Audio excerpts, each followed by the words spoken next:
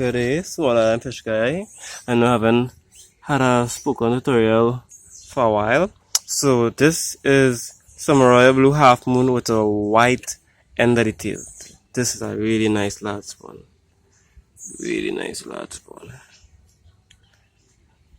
So I'm putting these fry with my panda koi fry, so that's blue and white spotted, and this half of a 300 gallon pot.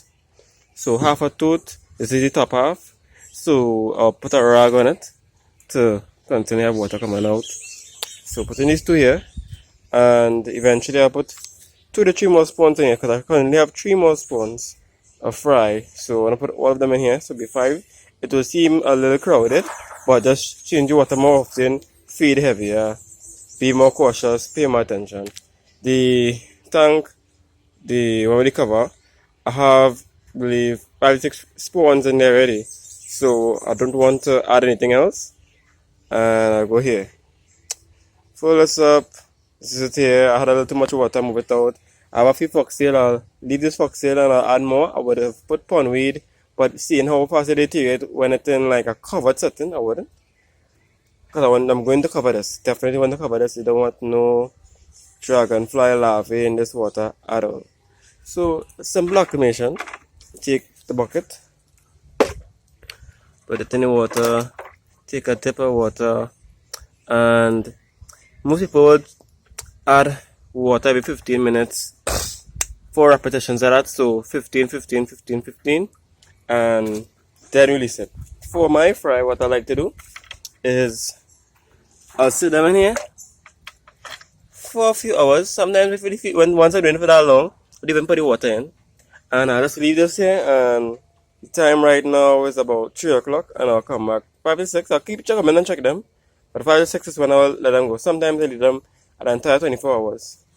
And no problem if you feed them already or you didn't feed them already. These are 3 days old. So these 2 spawns are 3 days old. 3 days old, not from egg to wiggler, but 3 days after. So from free swimming, 3 days. Free swimming, feeding, tapnia, bang. So yeah. You can also feed the infusoria, but I like to keep that for older though. People like to use it younger. I like to grow it out until it have bigger worms. I don't like to stuff out that kind of green, kind of clear, kind of cloudy, dirty water too much. So I leave it until it have bigger worms and feed that later in the life cycle. So leaving these 2 here, we'll put 3 small spawns here. I'll take some lateral wood, and put them across, cover them, and leave them 3 to 4 hours. Set, come, feed all the brine shrimp, they'll be alright. After leaving them in here, I will do feeding once a day.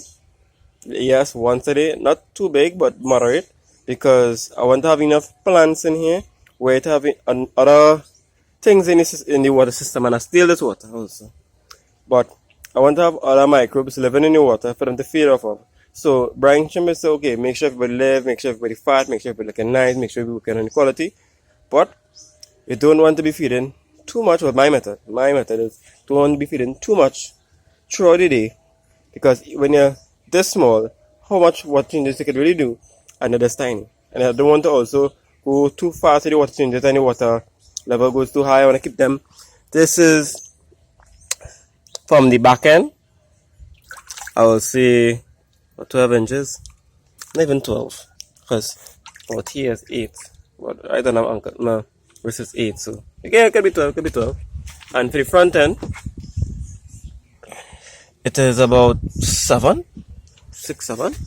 Though it have dips up and down, so here maybe like 6.5, but 7, 12. You work with that. Have enough plants for them to also lay on. You definitely don't want them laying on that bottom of that tank at all.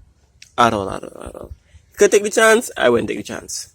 Sometimes I cover it with amalines at the bottom, and I don't put in any like planted stuff where it have any sand or debris. Definitely not. Just imagine sand or debris falling on your fry. Oh, that's cloudy in the water for no reason. I don't know when that right now from the bigger spawns or the bigger fishes they're caring for. So that's floating plants, some almond leaves, maybe some fig leaves. And if you want to try anything else like an acorn or whatever, up to you. This is my method, leaves, floating plants. So thank you. Keep looking for more videos. Come on with more soon.